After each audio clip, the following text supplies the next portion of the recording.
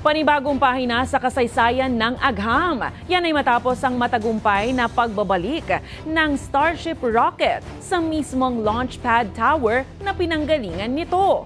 Nakakalito panoorin sa unang tingin dahil tila bagay nakaplay pa atras ang video ng rocket na ito. Pero ang totoo, nagmamaniubra ang nangturang booster rocket pabalik sa tower. Bahagi ito ng ikalimang test flight ng SpaceX Starship para sa ambisyong makagawa ng fully reusable at rapidly deployable na rocket.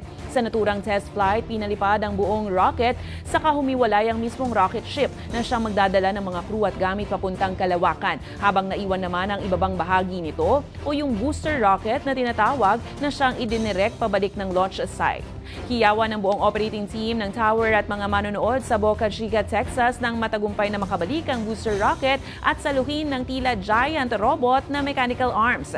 Inaasahang oras na maging fully operational ang SpaceX Starship, mas mabilis nang makakapunta ang tao sa space. At dahil reusable ang rocket booster, posibleng mapababa ang presyo kada flight mula $100 million sa $50 million na lang.